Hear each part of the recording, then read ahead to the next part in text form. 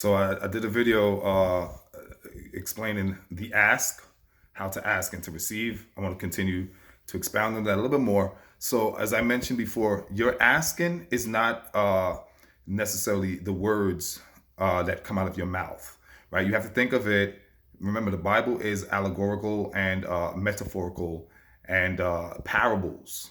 So you have to think you have to speak in that sense. You have to think in that sense. You have to elevate your consciousness in that sense that it's more mystique and mysterious than a simple, hey, this is what I want, right? So you consciously want something, right? Let's say you consciously desire something.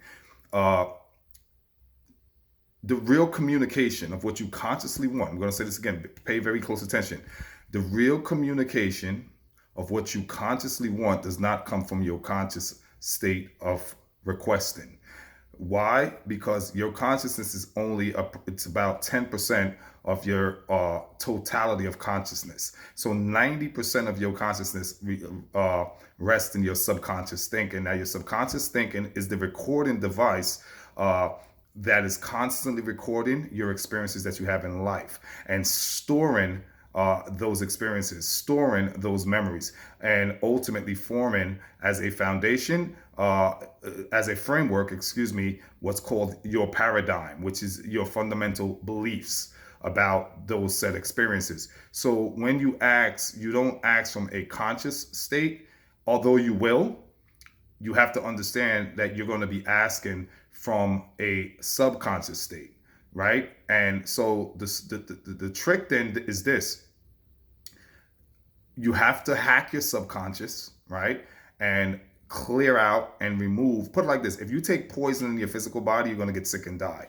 If you take poison into your mind, you're going to get sick and die. Not biologically, but in terms of your dreams, hopes, and aspirations, confidence, and so on and so forth. Your virtues, these psychological qualities, these personality traits, right, that are necessary for your success, are going to die.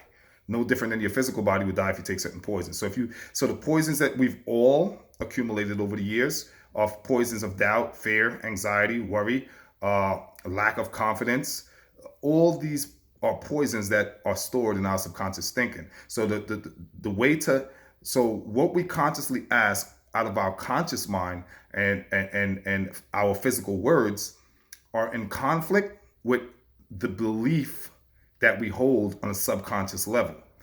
Now, you might say, "I desire to make more money." That's a good ad. That's a a good request that you're making up with physical words. But if you hold beliefs around money, about money, uh, that money is evil, for instance, which is prominent in our minority communities, right? Especially in the church world, money's evil.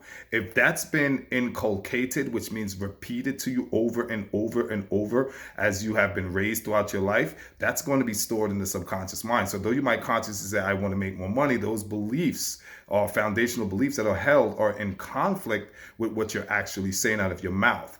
And in the previous video, I talked about this. In modern science, they call it string theory, or the field of potentiality, or wave of probabilities. If you come from the Christian world, like I do, we'll call it the kingdom of God. And what science has proven, what they've discovered, is that the kingdom of God, in the science world, they call it the field of potentiality. The contents of this field is the atoms. The contents of the atoms is the quarks, it's the protons, it's the neutrons, it's the photons, and it's electrons. These are the contents, are the building blocks of what makes matter. The scientists have discovered this is proven, and they're always in vibration and always in motion, and as such are always creating. This is the creative fabric of the entire universe. Everything, if you go to the periodic table, the 118 elements, everything that is constructed in the physical realm is engineered by this subatomical particle that they call in science string theory, field of probabilities, field of potentialities, wave of probabilities. And in the Christian kingdom, in the Christian world, we call it the kingdom of God.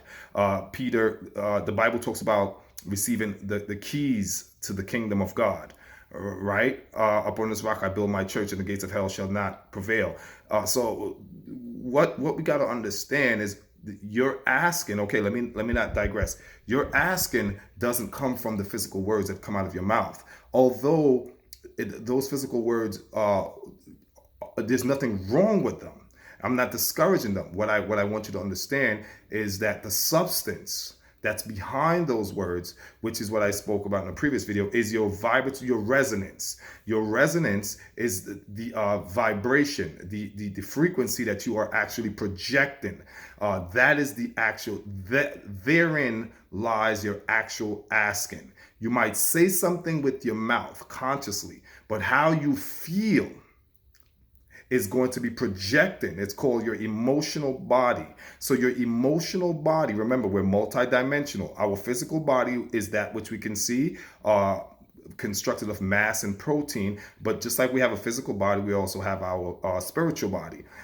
And your emotional body is the vibratory rates, right, of your natural resonance, your frequency. You're going to be projecting that, giving that out, pushing that out, emanating that out into the field of probability. And as I said, if you come from the Christian, what's called the kingdom of God. This kingdom of God, this field of potentiality, the language of that field is the language of your vibration, not your words. So though your words are very important, your words do not match the vibratory frequency that your heart pulsates, that your brain waves are emitting on a constant and continuous basis. So it's very important. This is why it's called mind, body, and soul, to unify your thoughts with your heart pulsation, which would be the emotions. So you have to, so the words that come out of your mouth. Here's the thing: when you have a unification, an alignment, and harmonious relationship between your brain waves and your heart magnetic field, when you learn how to unify that, what happens now, here's where your words become actually powerful. You actually become, you're able to emotionalize your words. Your words now become emotionalized. So your words are not just falling on deaf ears, empty words. Your words are not surfaced. They become substantiated with the emotional, because remember, emotions is just energy in motion, emotion. So the energy of your emotion becomes one with your words, and now your words become emotionalized and take on the actual power that is necessary. It's called intensifying. You're now intensifying your words that are backed by your vibration, which is the true communication with the cosmos or with source. The language of the universe, again, my friends, is vibration, its frequencies, its resonance. That's the true language of the universe. And I said this in previous videos. Every culture you go to have their own unique language. So if I go to China, I have to learn Mandarin. If I go to a Spanish-speaking nation, I have to learn that tongue. So on and so forth for all other cultures. So it's vitally important that you understand that you must learn the language of the cosmos, of the universe, of the infinite field, of God, of the kingdom of God, whatever you want to call it. Understand the true language. And this is what Jesus means when he said, if you ask, you will receive. Because your asking is based off what you're projecting from your vibratory nature, not just your mouth. Till next time, if you like this video, you know what to do. Share it, comment, peace.